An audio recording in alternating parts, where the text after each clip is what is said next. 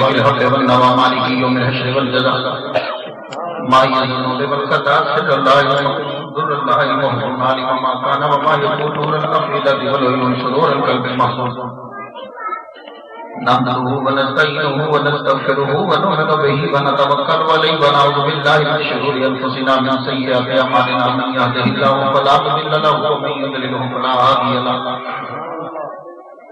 ولا ند له ولا ضد له ولا والد له ولا ولد له ولا ولد بلد جلد جسد يسوع سوى ليس له ولا وسيم جسيم جسيم نسيم نازم منازم له ولا منازل له ولا منازم له ولا مقابل له ولا مساوي له ولا جسم جسم جسم جسم لا ولا قسم قسم قسم قسم لا ولا فريق في الكفر لا ولا مثيل مثل مثال له ونشهد ان لا اله الا الله وان ربوبيته وملكيته وملكه وملكه وملكه وشمسه وقمره وارضه وسمكه وسماءه وعد الله وبلغ ونزل وعد الجلال وعد الله بذاته وعداته وعداته وصفاته وعليه وكلامه متفردا متفكرا متنبرا متنصرا وعليه اللعنة والبغاء ونشهد ان سيدنا وسيد ساداتنا وسيد لقاءاتنا وسيد جماعتنا وسيد لقاباتنا ونورنا ونور ديننا ونور دنيانا ونور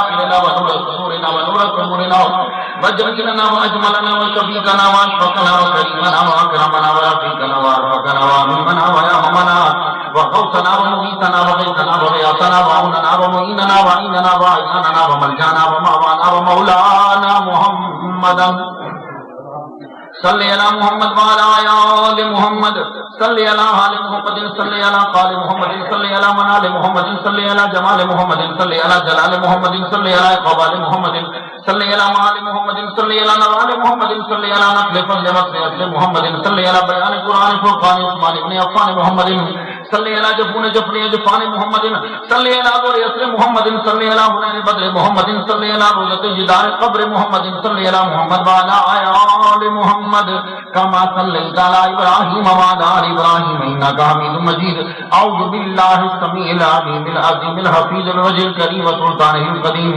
من الرجس الخبیث المخبث الشیطان اللعین الرجیم وقبیلہ ونفخہ ونفثہ وہمزہ بسم اللہ الرحمن الرحیم کل من علیہا فان ویبقى وجه ربك ذو الجلال والإكرام فبأي آلاء ربكما تكذبان صدق الله مولانا العلي العظيم وبلغنا رسوله النبي الكريم ونحن على ذلك لمن الشاهدين والشاكرين والحمد لله رب العالمين إن الله وملائكته يصلون على النبي يا أيها الذين آمنوا صلوا عليه وسلموا تسليما وبعد برادرشي بڑی صلو اللہ وسلم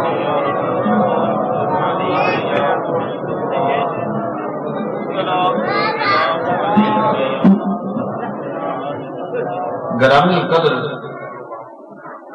سادات کرام اور علماء کرام مشایخ اعظام و ناظران اعظام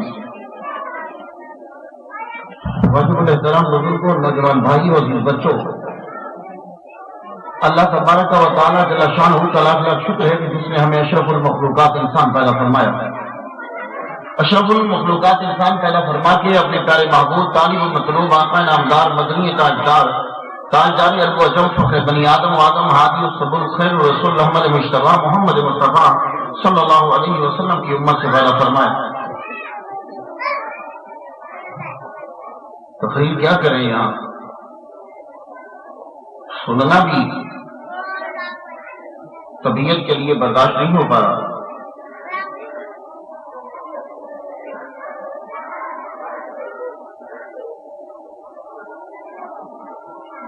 میں والد صاحب جب دنیا سے گئے تو at that time I was in America but I lost my paper therefore I could come here میں یہاں نہیں سکتا اس لیے کہ میرے پاس پیپر نہیں تھے لیکن ہم نے کتابوں میں یہ پڑھا ہے کہ باپ کو خوش کرنا ہو تو اس کے بھائی کی اور اس کے دوستوں کی سیوا کریں تو باپ خوش ہو جاتا ہے. ہم جب سے آئے ہم انہیں سے سلام کرتے اور انہیں سے ملتے کہ ہمارا باپ خوش ہو جائے, لیکن کچھ سمجھ نہیں آئی. کہ کیا ہوا، اس لیے کہ جس کے فیصلے ہیں اس کے فیصلوں کے سامنے بولنے کا کسی کو دم نہیں ہے۔ یہ جو رونا ہے یہ جسمانی تقاضا ہے، ادروائز رونا نہیں چاہیے، لیکن جسم کا تقاضا ہے، اس کو آپ بشری تقاضا بول سکتے ہیں۔ بشری تقاضے کچھ اور ہیں، روحانی تقاضے کچھ اور ہیں۔ قرآن مجید میں اللہ نے فرمایا کل من علیہ فان، ہر چیز پر فنائیت کا ایک سمے آئے گا، یعنی آسان لفظوں میں یوں ترجمہ کہ ہر چیز میں ایک وقت کے لیے مرنا ضرور ہے، حتیٰ کہ ایک لمحہ ایسا آئے گا کہ جب اسرائیل علیہ السلام بھی مریں گے، جب ساری دنیا ختم ہو جائے گی، اللہ پوچھے گا اسرائیل اس وقت کون زندہ ہے، تو جواب آئے گا حاملین عرش اور کچھ فرشتے جو ہیں وہ زندہ ہیں۔ اللہ فرمائے گا ان سب پر بھی کچھ سمے کے لیے موت کو طاری کرو، ان پر موت طاری ہوگی، رب پوچھے گا اور یا اللہ میں ہی ہوں اس وقت، رب کہے گا خود پہ بھی موت طاری ہونی چاہیے۔ اسرائیل بھی کچھ سمے کے لیے مرے گا تو کون بچے گا؟ وَيَبْقَىٰ وَجْهُ رَبِّكَ ذُو الْجَلَالِ وَالْإِكْرَامِ، ایک وقت ایسا آئے گا کہ پوری کائنات کے اندر رب کی ذات بچ جائے گی۔ لیکن اس کے آگے جو جملہ کہا وہ غضب کا جملہ، فَبِأَيِّ آلَاءِ رَبِّكُمَا تُكَذِّبَانِ، تم اللہ کی کون سی نعمت کو جھٹلاؤ؟ یہ جو کون سی ہے یہ ترجمہ غلط ہے، جس مولوی نے کیا تھا وہ شیخ القرآن ہے، یہ جو بھی ہے اس کو قرآن کے ترجمے کا فرق نہیں ہے۔ کون سی نعمت، یہ غلط ترجمہ ہے، اللہ کی کون سی نعمت کو جھٹلاؤ؟ کون سی میں کچھ نعمتیں جھٹلائی جاتی ہیں، ان کو معلوم نہیں ہے کہ قرآن کا ترجمہ کس طرح کرنا ہے۔ قرآن کا ترجمہ اگر سیکھنا ہے تو اللہ حضرت عظیم البرکت شاہ مرزا کا بغل بھی سے سیکھو، جو ادھر نبی کی صورت دیکھتے تھے ادھر قرآن کی صورت دیکھتے تھے۔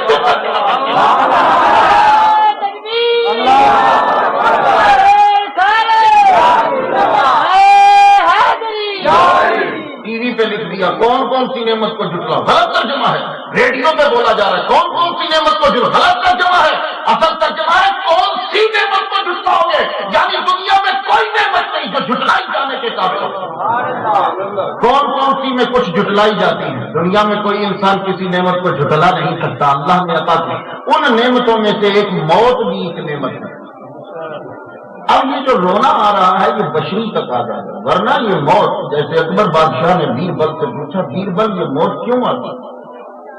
اب جیسا بادشاہ تھا ویسے ہی اس کے نیچے والے بندے تھے، لیکن کبھی کبھی بات وہ بڑے پتے کی کرتے تھے۔ بیربل سے پوچھتا ہے بیربل موت کیوں ہے؟ اکبر بادشاہ نے کہا حضور موت نہ ہوتی تو آج آپ بادشاہ نہ ہوتے، ساری زندگی آپ کا باپ ہی بادشاہ رہتا۔ اس کی سمجھ میں آیا کہ موت جو ہے یہ نعمت ہے لیکن ہمیں سمجھ نہیں آتی، ہم روتے ہیں بشری تقاضے کرتے ہیں۔ ایک مرتبہ اکبر بادشاہ نے سوال پوچھا، بادشاہ بڑا پریشان تھا، ایسے عجیب قسم کی کیفیت اس کے چہرے پہ تاری۔ بیربل نے پوچھا حضور کیا چکر ہے، آج کوئی بڑی پریشانی آ گئی؟ کہنے لگا ہاں میں سوچتا ہوں ایک بات، اور اس بات نے مجھے پریشان کر دیا۔ کہنے لگے حضور کیا ہوا؟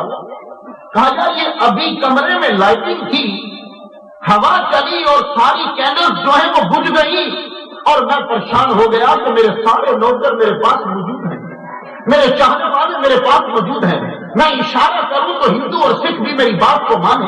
میں نے ہندوؤں سے تعلقات استوار رکھنے کے لیے ان کی ایک عورت کو اپنے گھر میں بیوی بنا لیا ہے، میں نے سکھوں کے ساتھ بھی تعلقات اچھے رکھے ہیں، میں نے مسلمانوں کے ساتھ بھی تعلقات اچھے رکھے ہیں، میں اشارہ کروں تو بہت سارے لوگ میرے اشارے پہ اپنی جان قربان کر ڈالیں، میں پریشان ہوں، سب کے ہوتے ہوئے میرے کمرے میں اندھیرا ہو گیا، میں سوچتا ہوں کہ جب مر جاؤں گا تو میری قبر میں کون روشنی کرے گا، بس یہ صبح سے پریشانی گھر جا رہی ہے۔ تو بیربل نے ہندو ہو کر جواب وہ کیا جو آج کل کے مولویوں کے دماغ میں بھی نہیں آتا۔ بیربل نے کہا اکبر بادشاہ تو مسلمان ہے نا، کس کا کلمہ پڑھتا ہے؟ بولا لا الہ الا اللہ محمد الرسول اللہ، میں محمد مصطفیٰ کا کلمہ پڑھتا ہوں۔ کہا ٹھیک ہے ایک بات بتاؤ، تیرا نبی جو ہے وہ اعلان نبوت کے بعد کتنی عرصہ زندہ رہا؟ بولا اعلان نبوت کے بعد 13 سال تو مکے کے ہیں، 10 سال مدینے کے ہیں، یہ اعلان نبوت کے بعد کے ہیں، باقی کی زندگی میں نہیں، اعلان نبوت کے بعد کی زندگی۔ تو بیربل کہتا ہے 23 سال تمہارا نبی زمین کے اوپر رہا اعلان نبوت کے بعد، اب تو اعلان نبوت کیا ہے نا، اعلان نبوت کے بعد 23 سال تمہارا نبی زمین کے اوپر رہا، پوری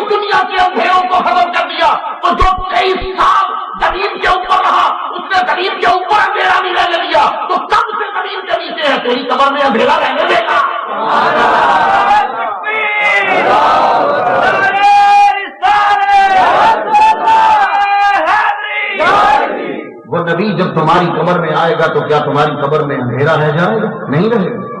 میں گفتگو کو تھوڑا سا آگے بڑھانے لگا۔ اصل زندگی ہے کیا؟ میری تقریر جمعے پہ آتا تو کچھ اور ہوتی، اب آیا ہوں تقریر کچھ اور بدل گئی۔ اصل چیز ہے کیا؟ لیڈر جو ہے یہ بہت بڑا اسکالر ہے، عیسائی اس کو اپنا صوفی کہتے ہیں، لیکن ہمارے صوفیوں کے برابر وہ صوفی نہیں ہو سکتا۔ لفظ صوفی تو یوز کر دیا، لیکن یہ مقام جو یہ سادات کے والد گرامی کا ہے وہ ساری عیسائیت میڈیٹیشن کے بعد بھی حاصل نہیں کر سکتی۔ جتنی چاہی چیزیں کرنے وہ نہیں کر، کیونکہ میں نے امریکہ میں بولا، سنو امریکہ والوں، تم اب میڈیٹیشن کرتے ہو، تم روحانیت سے جانچ پاتے ہو، تم اسپرچوئلزم کو اپنا رہے ہو، تم روح کے اوپر غور کر رہے ہو، لیکن ایک بات یاد رکھنا، جہاں تمام دنیا کے جتنے بڑے بڑے میڈیٹیشن کرنے والے، بڑے بڑے مراقبے کرنے والے، بڑی بڑے غور و فکر اور تفکر کرنے والے، جو فورس و پاور بنانے والے، جہاں ان کی انتہا ہو جاتی ہے، وہاں ہمارے نبی کی امت کے ولی کی جوتوں کی آغاز ہوتا ہے، وہاں سے ان کی کھاؤں کی آغاز ہوتی ہے۔ تم نہیں وہاں پہنچ نہیں سکتے۔ خیر ایک علیحدہ ٹاپک ہے۔ اصل چیز ہے کیا؟ وہ لیڈر نے جملہ بڑا مدد کرتے ہیں، you are not your body, you inhabit your body, bodies are your shells which we کاپify like a suit of copy. تم یہ نہیں ہو، یہ جو میں نظر آ رہا ہوں، بولے you are not your body, تم یہ نہیں ہو، تم اس کے اندر رہتے ہو۔ تو جب ہم مر جاتے ہیں تو جس طرح ہم اپنا لباس اتار کے دوسرا پہن لیتے ہیں، اسی طرح جب مرتے ہیں تو یہ اتار کے ایک اور پہن کر دوسری دنیا میں چلے جاتے ہیں۔ تو ہمارا آدمی مرتا نہیں ہے، آدمی ختم نہیں ہوتا۔ اگر آپ نے شرح صدور پڑھنی چاہیے، اس کتاب کو پڑھو، کتاب ابن قیم کی ہے، ان دونوں کتابوں کو پکڑ لو۔ دنیا کا کوئی آدمی تمہارے سامنے تمہارے مسلک کا انکار نہیں کرے گا۔ کتاب تمہارے ہاتھ میں ہونی چاہیے، شرح صدور تمہارے ہاتھ میں ہونی چاہیے، اس کی تھارو اسٹڈی کرو۔ میرے کتاب کے اوپر بہت سے لیکچر ہیں، امریکہ والے ان چیزوں کو تسلیم نہیں کرتے۔ تو میں بتلاتا یہ ہوں، وہ دوسرے اپنے بھی اور دوسروں کو تو چھوڑو، اپنے بھی نہیں مانتے، تو کتاب تمہارے ہاتھ میں ہونی چاہیے۔ بتلاؤ، اس سے تمہیں معلوم ہوگا کہ جب تم اپنے مردے کو نہلا رہے ہوتے ہو تو اس کی روح اس وقت اوپر کھڑی ہو کے دیکھ رہی ہوتی ہے کہ کون نہلا رہا ہے، کون میرے بارے میں کیا بات کر رہا ہے، اس کو بالکل معلوم ہوتا ہے۔ ان دونوں کتابوں کی اسٹڈی کیجیے گا۔ ہم مرتے نہیں ہیں لیکن دوسری دنیا میں چلے گئے۔ اصل چیز وہ ہے جو ہمارے اندر ہے۔ اب میں آپ کو سمجھاؤں کہ اصل چیز یہ نہیں ہے باڈی، اس لیے اب یہ کہا گیا، سنو ذرا، اصل چیز اس کے اندر ہے، لیکن پرابلم یہ ہے کہ جب تک وہ اس کے اندر ہے لمیٹڈ ہے، جب اس سے باہر نکلتی ہے تو پھر اس کی طاقت بڑھ جاتی ہے۔ یہی وجہ ہے کہ شاہ عبد الرحیم نے کہا، شاہ ولی اللہ کے والد گرامی نے، کہ جب ولی مر جاتا ہے، یعنی کیا مطلب کہ انتقال کرتا ہے، اس کی طاقت 70,000 گنا بڑھ جاتی ہے۔ بھائی جب تک تم کمرے میں بند ہو تو کمرے میں رہو گے، اگر تمہیں میدان پہ چھوڑ دیا تو کمرے سے زیادہ جاؤ گے، تو جب تک باڈی میں ہو تو جہاں بند ہو، جب باڈی سے نکلے تمہاری طاقت بڑھ گئی ہے۔ تو ولی کامل کی مرنے کے بعد طاقت اور ہو جاتی ہے۔ ہم بے وقوف نہیں جو قبر پہ عرس مناتے ہیں، ہمیں معلوم ہے کہ زندہ تھا تو طاقت کم تھی، اب چلا گیا ہے 70,000 گنا بڑھ گئی ہے۔ تو ہم مرے نہیں، لیکن میں مثال دے دوں، کبھی پنچایتی آدمی، میں ایک دفعہ اللہ رکھا فروخی صاحب کی پنچایت کو اٹینڈ کیا میں، تو میں نے ایک دفعہ مذاق سے کہا، فروخی صاحب میں نہیں نمبردار بن سکتا؟ بولے نہیں، میرا بیٹا بنے گا، یہ ہماری نیت ہے۔ میں ایسے مذاق کیا۔ اللہ تعالیٰ ان کو، اور بڑی بات ہے، جو نبی کے صنافہ ہوتے ہیں وہ یہاں بھی نمبردار ہوتے ہیں، آگے بھی نمبردار ہی ہوتے ہیں۔ اللہ نے ان کو بڑا مقام عطا کیا ہے، ہاں ہم لوگ ابھی دیکھ نہیں سکتے ان آنکھوں کے ساتھ، لیکن میں دلیل دے جاؤں کہ اصل چیز کیا ہے۔ آپ لوگوں کو بھی پتا ہے کہ اصل چیز جسم نہیں ہے۔ میں مثال دوں، آپ کا جب آدمی کوئی مر جاتا ہے، اس کو آپ بامرے مجبوری اور دیکھیں، آپ اس کے جسم کو تھوڑی دیر کے لیے اپنے ساتھ رکھتے ہیں۔ رات رکھا اس لیے کہ کوئی بہت دور سے آ رہا ہے، ورنہ آپ رات بھی نہیں رکھتے۔ کہتے ہیں کہ دو چیزیں جتنی جلدی ہوں اتنی کرو، ایک جنازہ اور ایک لڑکی کی شادی، جتنی پاسبل جلدی ہے اتنی جلدی میں کر ڈال۔ ٹھیک ہے، آپ نے بڑی جلدی جنازے کو دفنانے کی کوشش کی۔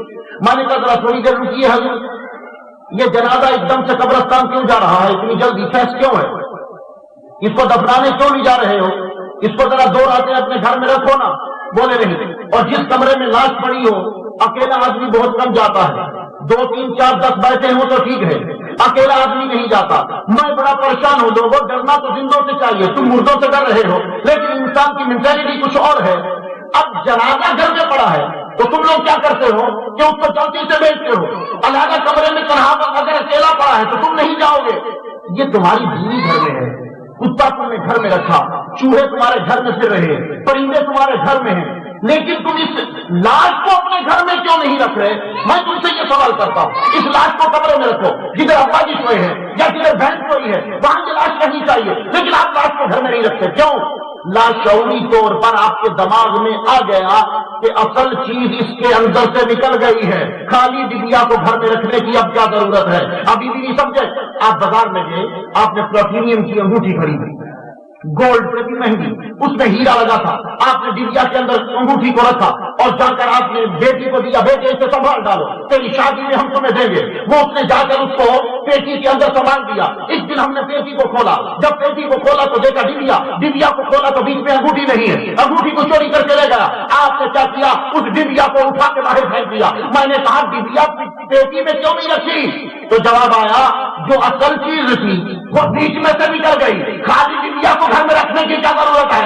تو سمجھ گئے ہو نا، اصل چیز روح ہے، جب روح ہو تو تم سے شیر بھی ڈرے گا، جب روح ہے تم سے پرندے، شیر انسان سے ڈرتا ہے، یہ جو کسی نے خباثت کی ہوتی ہے جو تم پہ حملہ کرتا ہے، شیر انسان سے ڈرتا ہے، اور انسان ہونا چاہیے، شیر ڈرتا ہے، تم سے جانور ڈرتے ہیں، لیکن جب تم مر جاؤ پھر چیونٹیاں بھی تمہارے اوپر چڑھ جاتی ہیں، تو جب تک زندہ ہو چیونٹی کو پتا ہے کہ تو طاقتور ہے، اصل چیز تیرے اندر ہے، شیر کو پتا ہے اصل چیز تیرے اندر ہے، لیکن جب مر گیا اب چیونٹی کو بھی پتا چل گیا کہ اصل چیز نکل گئی ہے، اب وہ تم سے ڈرے گی نہیں، تو اصل چیز باڈی نہیں ہے، اصل چیز روح ہے۔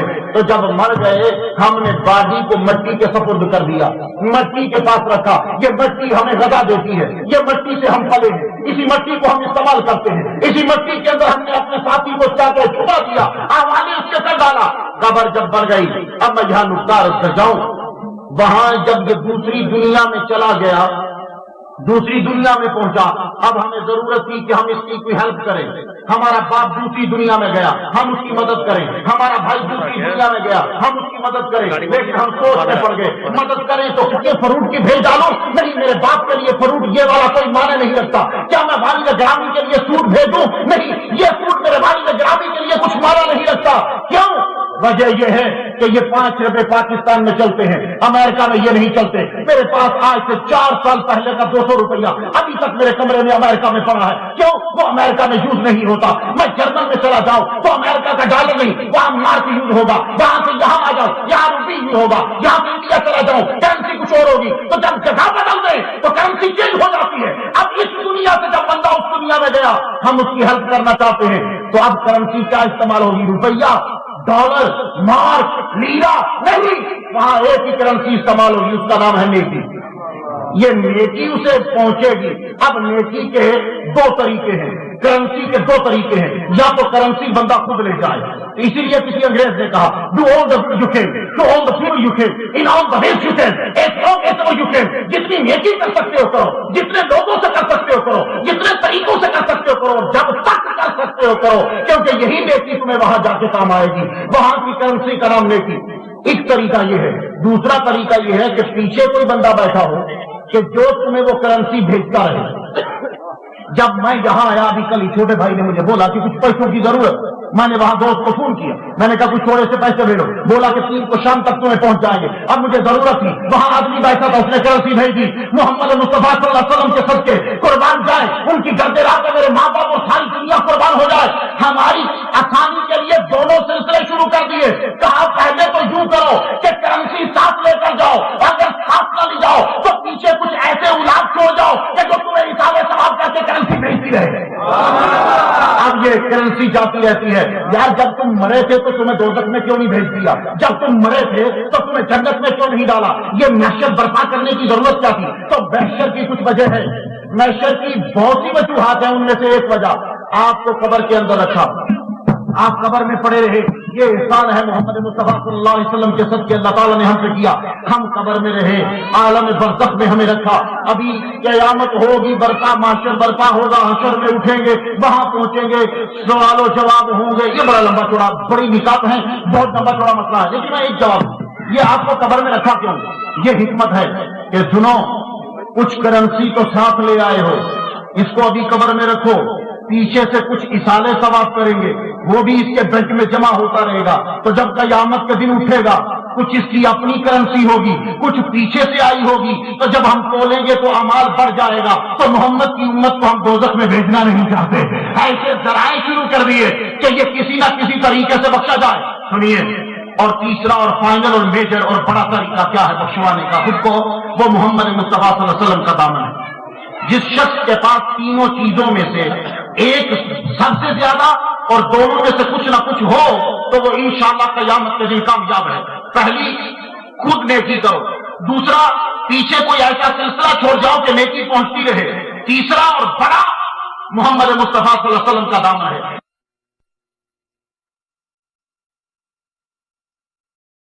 تینوں چیزوں میں سے ایک سب سے زیادہ اور دونوں میں سے کچھ نہ کچھ ہو تو وہ انشاءاللہ قیامت کے دن کامیاب ہے۔ پہلی، خود نیکی کرو۔ دوسرا، پیچھے کوئی ایسا سلسلہ چھوڑ جاؤ کہ نیکی پہنچتی رہے۔ تیسرا اور بڑا محمد مصطفیٰ صلی اللہ علیہ وسلم کا دامن ہے۔ اس کے بغیر وہ پہلے دونوں کچھ نہیں کر سکتے۔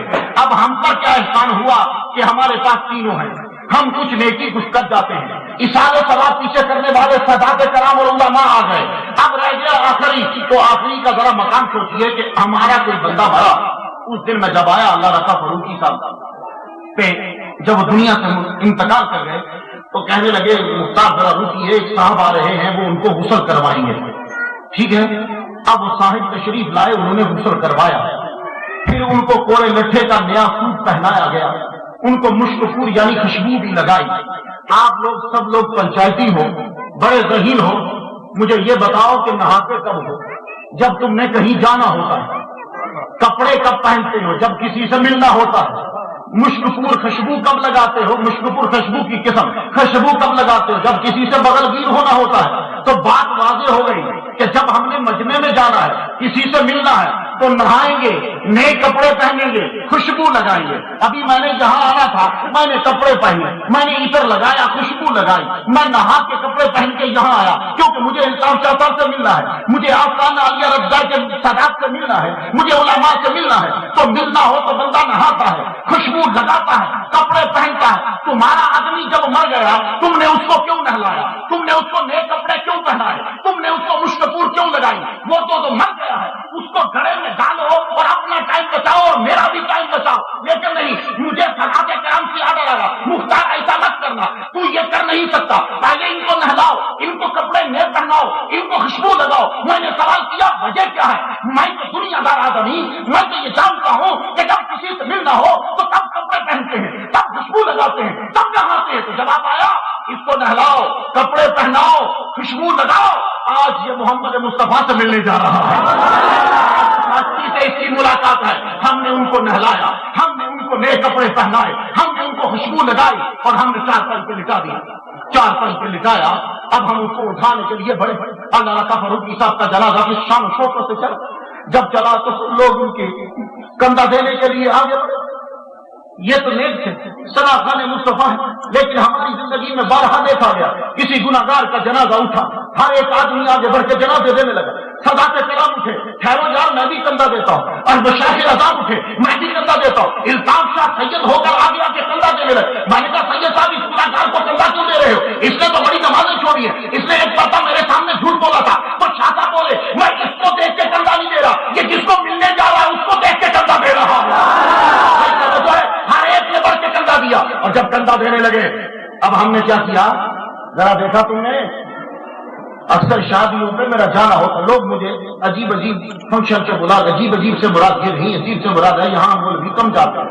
ایک مرتبہ ایک صاحب نے مجھے ٹورنامنٹ پہ بلا لیا کہ مختار کو تقریر کر، اب ٹورنامنٹ پہ تقریر کر، شادیوں پہ امریکہ میں خدا کے فضل و کرم سے ایجوکیشن سے بھی اب ہم نے جب ایجوکیشن کا ہوتا ہے فنکشن گریجویشن کا تو وہاں گانا ہوتا ہے، لیکن اللہ کا کرم ہے کہ میرے کرائٹیریا کے اندر جتنا علاقہ ہے وہاں گریجویشن میں بھی نعتیں اور تقریریں ہوتی ہیں۔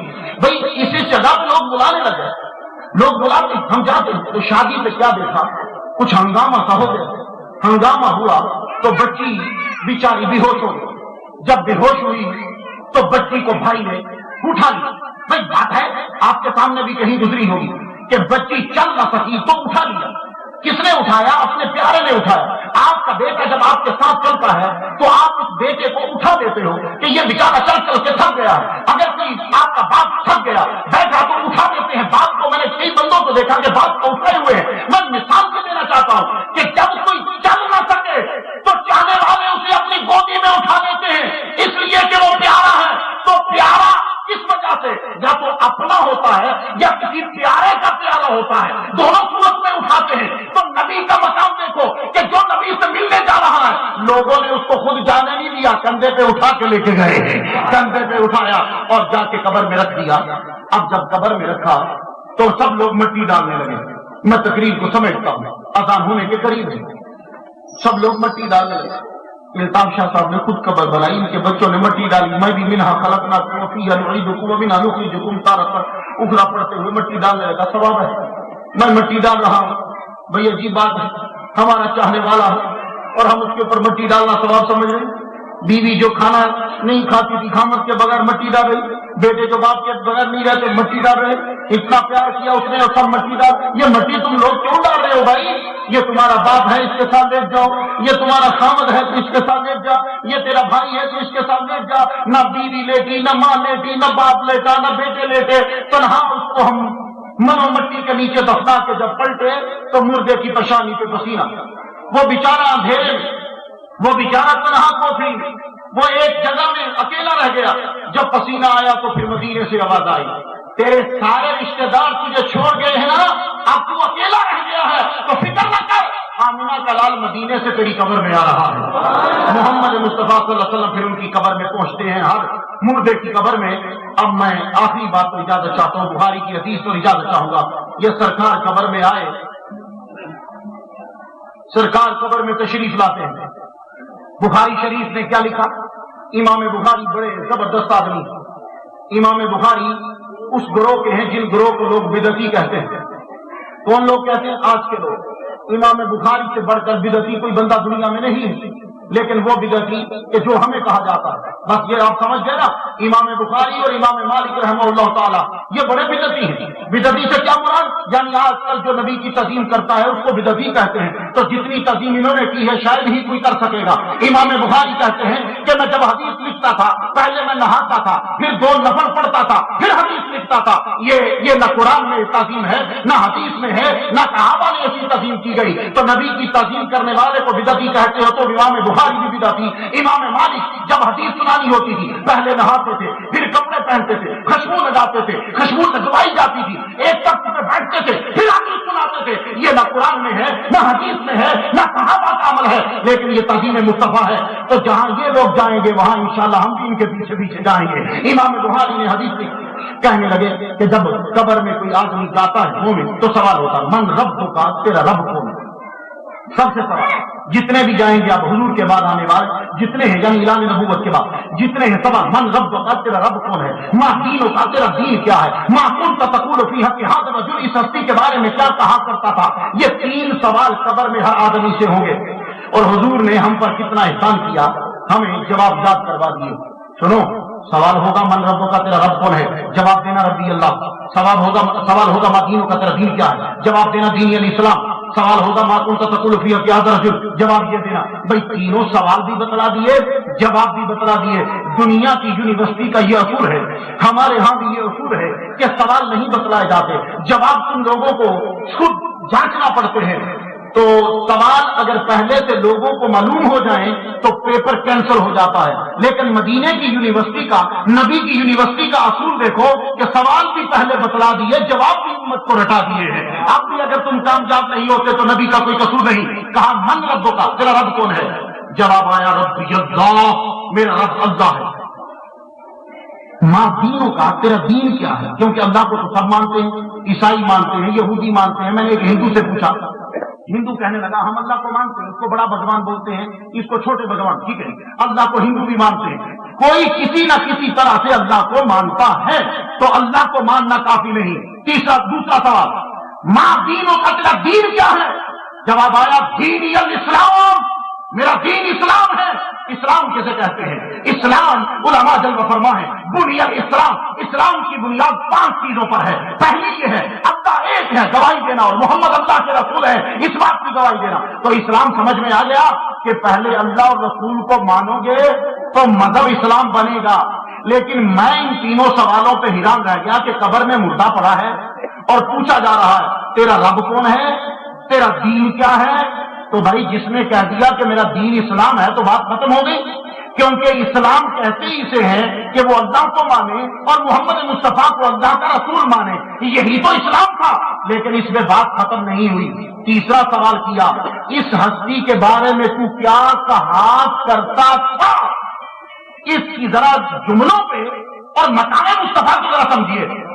میں آپ کو مثال دیتا ہوں. پاکستان کے اندر اگر کسی عورت سے پوچھا جائے بیوی آپ کے بچے کتنے ہیں تو وہ کہے میرے بچے 5 ہیں تو کیا اس کے بعد پوچھو گے کہ تیری شادی ہوئی ہے کہ نہیں؟ اگر تم نے پوچھا تو جھوٹے پڑیں گے. تو پتہ یہ چلا کہ اگر بچوں کا پتہ چل جائے تو شادی کے بارے میں نہیں پوچھتے. وہ جو ہے نا تو جس نے کہہ دیا کہ میرا مذہب اسلام ہے تو اسلام میں حضور آ گئے. اب کیوں پوچھا کہ ان کے بارے میں کیا کہا کرتا تھا؟ حضور تو آ گئے تو پتہ چل گیا. آج یہ لے کے سبق جاؤ کہ تنہا نبی کو ماننا کافی نہیں، محمد کی نعتیں پڑھنا بھی ضروری ہے. اگر تنہا نبی کو ماننا کافی ہوتا تو دوسرے سوال پہ جان چھوٹ جاتی. لیکن کہا ما کنت تقولو، کانا جب مضارعہ پہ داخل ہو جائے تو ماضی استمراری بن جاتا ہے کہ تو کیا کہا کرتا تھا، یعنی تیرا کیا عقیدہ تھا. تو ہمارا عقیدہ یہ ہے کہ جب تیسرا سوال ہوگا تو ہم یہی کہیں گے ہم تو ساری زندگی سرکار کی نعتیں پڑھتے رہے. اب ذرا سرکار سے پوچھئے یہ ہمیں اپنا امتی تسلیم کرتے ہیں کہ نہیں کرتے. فاروقی صاحب ساری زندگی نعتیں پڑھتے رہے. میرے والد گرامی کے اگر کوئی دوستوں میں جن کا شمار ہوتا ہے تو میں تو انہی کو، اس لیے کہ ہماری پیدائش سے، میری پیدائش سے قبل کے یہ ان کے ساتھ ہی رہے. ہم نے جب سے ہوش سنبھالا ان کو دیکھتے رہے اور یہ نعتیں ہی پڑھتے رہے. جن جن جگہوں پہ میں اب جاتا ہوں ان جگہوں پہ یہ میرے بچپن میں نعتیں پڑھ کے آئے. پشاور میں جب میں گیا ظفر علی شاہ بلاتے تھے وہاں گئے، پتہ چلا یہاں بھی یہ نعت پڑھ چکے. جس جگہ پہ گیا ابھی یہ حال ہی میں جمعے میں میرے ساتھ فروخ آباد پہنچے. میں نے کہا حضور ذرا نعت سنا دیجیے. بولے آپ بولے میں پھر کبھی سناؤں گا آپ کو. نکلے ملاقات ہوئی اسی پل پر ہی. ایک عجیب سی کیفیت آ رہی تھی. کب یہ سننے میں آیا کہ دنیا سے چلے گئے ہیں. اب جو آنسو نکلتے ہیں وہ بتقاضۂ بشریت ہے.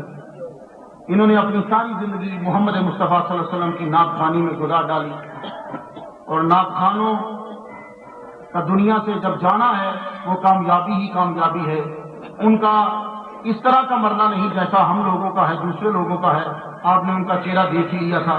کوئی صاحب دوسرے بول رہے تھے، میں نہیں، کھڑے ہوئے ایسے لگتا ہے جیسے سوئے ہوئے ہیں. اور یہی حال والد گرامی کا بھی تھا. پروردگار عالم دونوں کو جوار رحمت میں جگہ عطا فرمائے. ان کے درجات جو ہیں وہ بلند فرمائے.